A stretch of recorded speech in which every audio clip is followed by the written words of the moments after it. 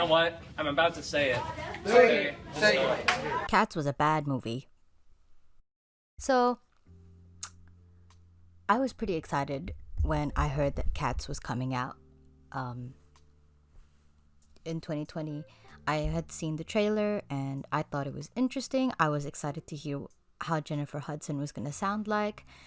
And it didn't bother me that they were CGI monstrosities. Like, I didn't even notice. I mean, well, of course I noticed, but like, it wasn't that bad. It wasn't as bad as what people made it out to be. Like, I think for a lot of people, they just couldn't suspend the belief of cats looking like that. But like, for, I don't know, like, I guess my tolerance for weird shit is just higher than most people, because I looked at that trailer and I was like, yeah, well, this could be worse. Like, but you know, so I was pretty excited about it. Like, I was like, so this is interesting. I like musicals, and this is an opportunity for me to see Cats, because it's such an important musical. It's such a well-loved story that it being adapted into a movie, I just saw it as an opportunity to actually see it for myself, because otherwise I would have just left it alone. I'm not really the type of person to look at a sound. I'm not really the type of person to listen to a musical soundtrack without having the show without having seen the show itself.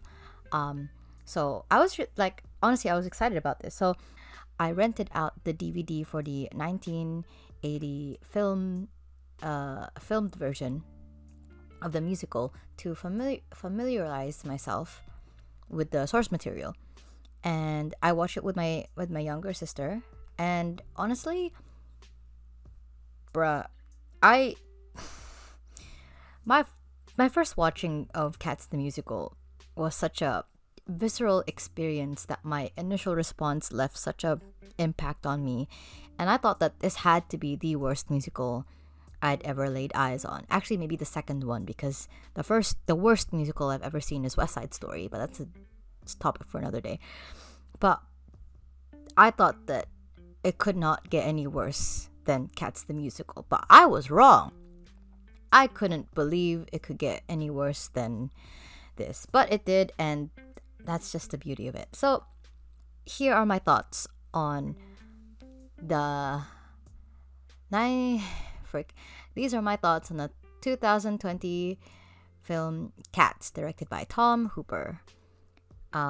So I thought that the only thing this movie was good for was making me realize that Cats, the original musical, wasn't actually that bad.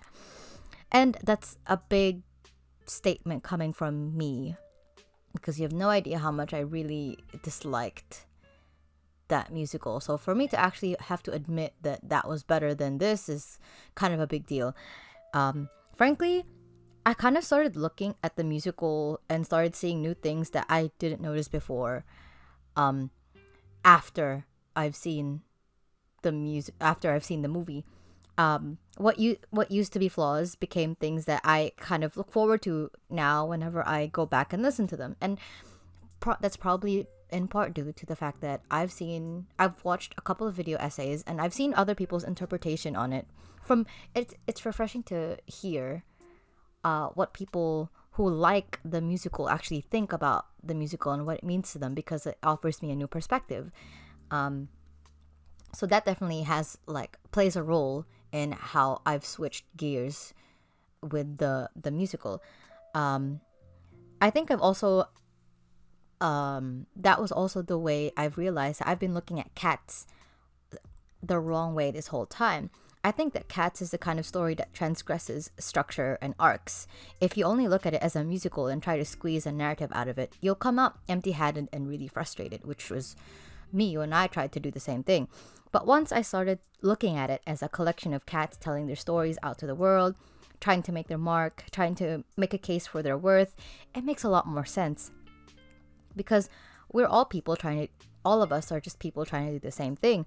We're trying to get someone to hear our side of the story and choose us. We want to be seen and heard and raised up for the things that make us different from everyone else.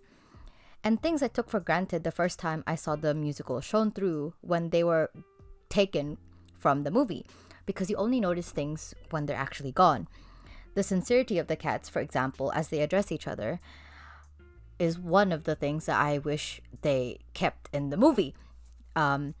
Because in the musical, they're also loving and gentle with each other. Each touch has the same degree of reverence and respect for each other, but they express it in such different ways. For example, it's extremely touching how Rum Tum Tugger, despite being the boisterous and braggadocious cat that he is still so devoted to Old Deuteronomy, which I think shows a lot more about them as characters, where Old Deuteronomy as the magnificent and warm patriarch and Rum Tum Tugger as the playboy with a heart of gold.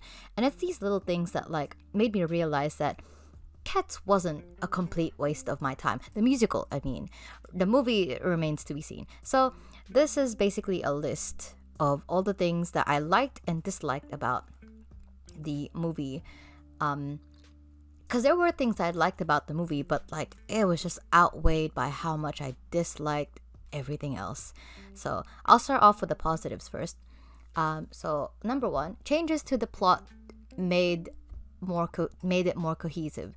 So including the intro where this contains spoilers, so sorry, I should have mentioned that. Anyway, changes to make the plot more cohesive, including the intro where they make Victoria an initiate to the Jellicle tribe. It's obviously like the clearest and most obvious way of introducing the audience to this whole new world through a character in the story finding out these things along the way. And I really like that they tweaked Victoria as like a mirror to Grisabella, where Victoria is, young and fresh and like, white and so pure.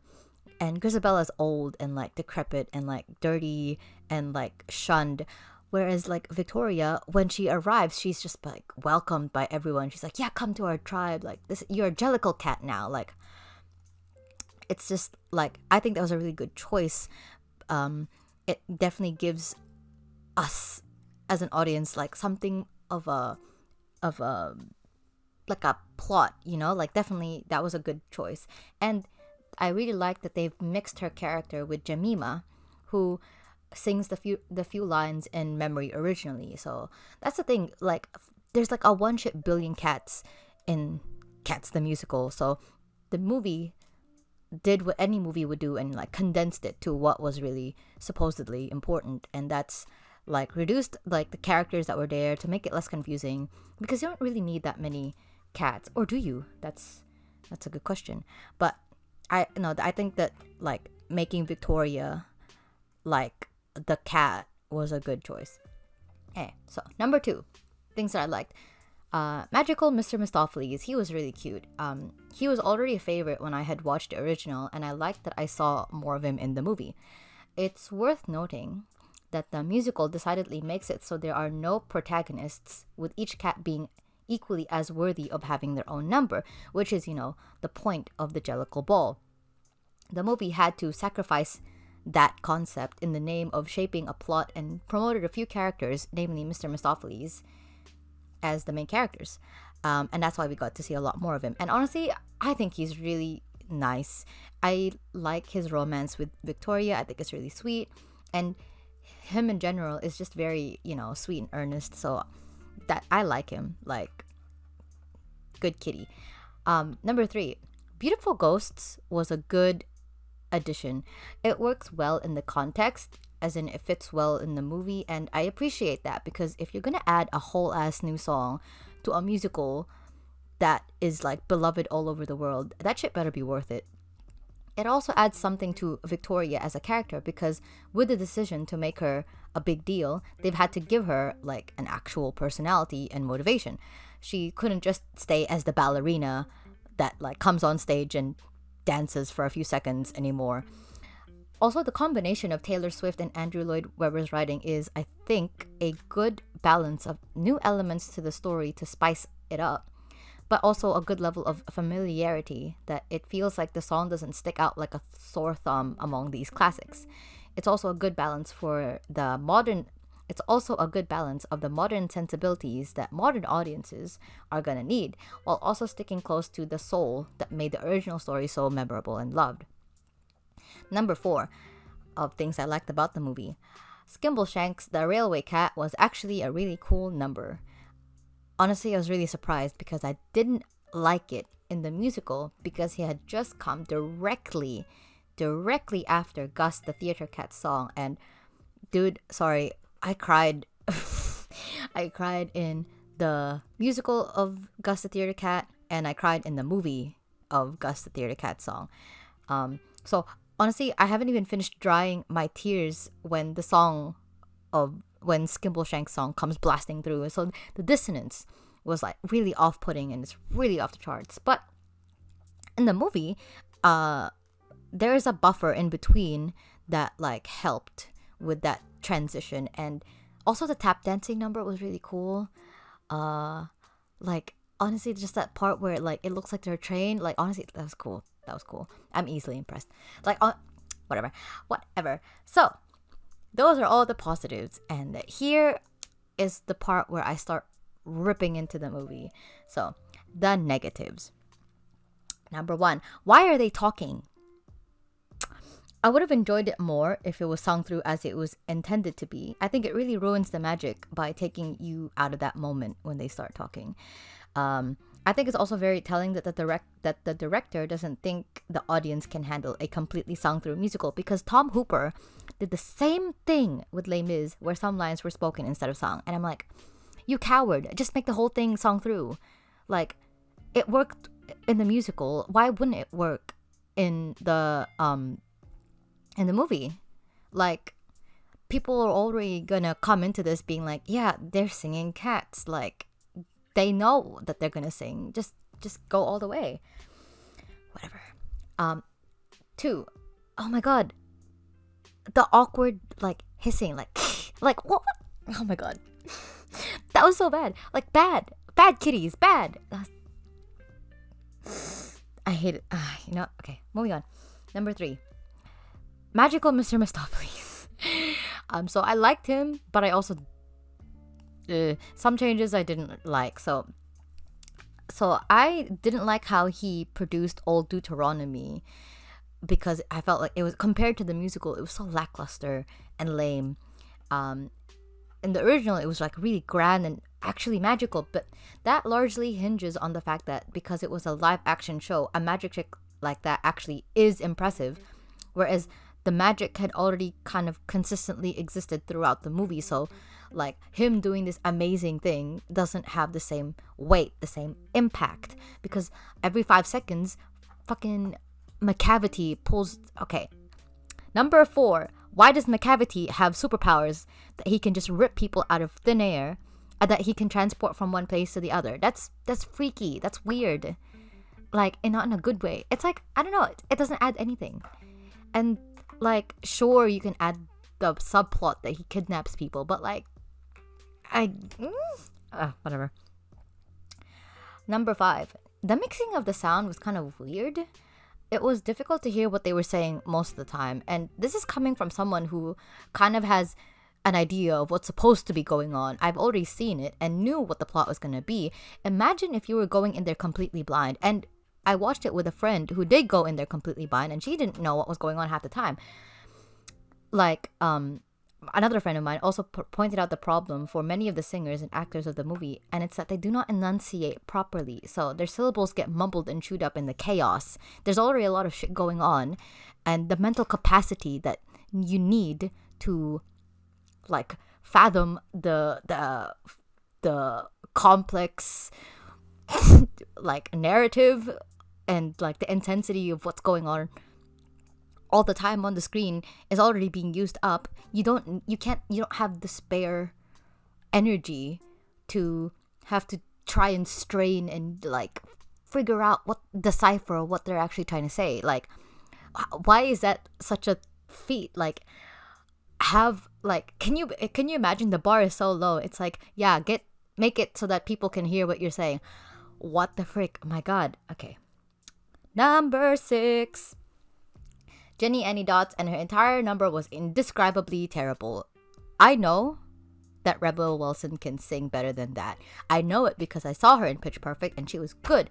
But they forced the comedy of it so that, like, I don't know, like they forced the comedy of it to the point that the scene was just really weird and it just didn't work. Don't get me started on the cockroaches and mice, because is there anything more disturbing than these human cat monstrosities plucking a dancing cockroach and crunching it between their teeth like an ASMR mukbang video from hell, from a nightmare? Now, the beauty of cats was that if a scene was a bit lacking, there was at least the impressive dancing that elevated the scene, or, at least entertained you enough so you can bear through the number. And that was the case for Jenny Anydots. In the musical, there were colorful costumes and fancy footwork, but in the movie, the cockroaches and mice were too small to even see what the hell they were supposed to be doing. Like, you can see that they have faces, and that freaked you out. But honestly, I didn't even want to look at them that much, because the CGI just looks like CGI animation from the early 2000s. And I thought we progressed farther in technology than this. Like, what? I thought we were better than this. What the hell? Anyway, number 7. So, I had high hopes for Jason Derulo's Rum Tum Tugger performance, because I knew that Jason Derulo could sing and he had great charisma and sex appeal. And honestly, Rum Tum Tugger is one of my favorite cats. I think he's, like, honestly such a bright and vibrant element to the story, and definitely one of the few things that I genuinely enjoyed when I first watched it. But in the movie, Jason Derulo just let me down. Like, he just did not carry. He did not deliver. And it's sad, because, like, I really wanted him to work for it. So it just didn't work out. And I'm sad about that. I wanted it to be good. Moving on. Speaking of sex appeal, number 8, there wasn't enough horny energy. Like, I can't believe I say this, but, like, there was not enough horny energy. And, like, in the musical, it was, like, questionable and, like, deeply uncomfortable. But, like, I miss it. Like that's what I mean. But, like, you don't really realize how much you like a thing until it's gone. Because now I'm like, my God, I wish it was back. It gives at least I have something to, like, feel about, whereas, like, this whole movie is just so bland. Number 9, there wasn't enough touching, so, which is a weird sentence, but the point of the climax of Memory is touch me, it's so easy to leave me, and, like, so there wasn't enough importance implied in how touch and physical contact was to the actual Jellicle tribe. And honestly, that's the source of sincerity of the show. Like, the fact that they all, like, just love each other so much, and that's how they display and show that they love each other. But, like, there just wasn't enough touching. Like, there was, like, awkward, like, nudging, but, like, it wasn't enough. Like, it was just really awkward and didn't come off as sincere. Okay. Number 10.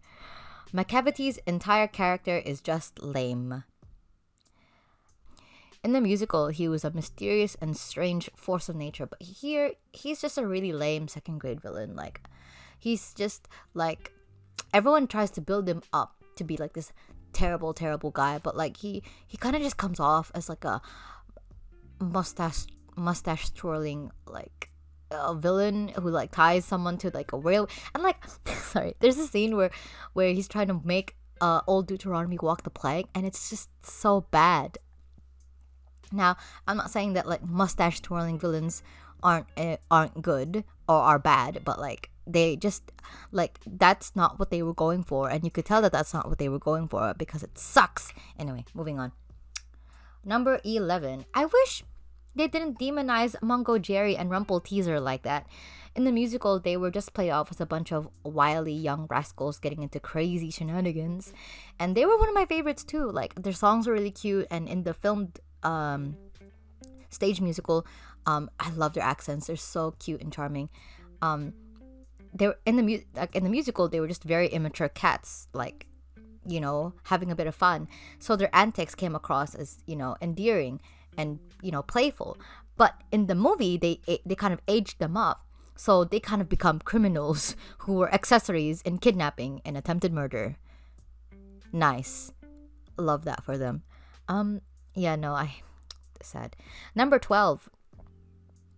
I think the singers and actors took themselves too seriously in the movie, while also not taking themselves seriously enough. There's a sweet spot where in their seriousness you could tell how much love and soul they poured into acting like cats in the musical. Simply put, in the movie they just didn't go off hard enough. Number 13. They took old Deuteronomy's amazing deep voice and replaced it with Judi Dench. I didn't come here and pay whatever the hell many dollars to be lectured by Dame Judi Dench about cats. If you've seen the movie, you know I'm talking about the final scene where she just looks at you for 3 minutes straight. And honestly, freaking A. In the show, in the musical, it was a grand declaration. The number was a grand declaration of who they were and why they were proud to be Jellicle cats. Instead, I had to spend 3 minutes looking at the ceiling because the excessive eye contact was like driving me insane. It was so deeply unsettling. I was like, and then everyone around her just kind of just stands around waiting for her to finish talking. And it's like, wow, this is bad. Number 14. The jokes sucked. I don't know what they were going for, but the humor for this movie just felt completely flat and uninspired. Cool. Love that for them. And yeah, that's kind of like my thoughts on the whole thing. I wasn't planning on making a video about cats or having any thoughts about cats. I think it's because I really expected it to be good. I was like, yeah, it'll be good and I won't have anything to say about it other than that it's good. But no, it was terrible and I just felt deeply sad and betrayed. So I wrote this list and here it is in video form. So I'll talk to y'all later. Bye-bye.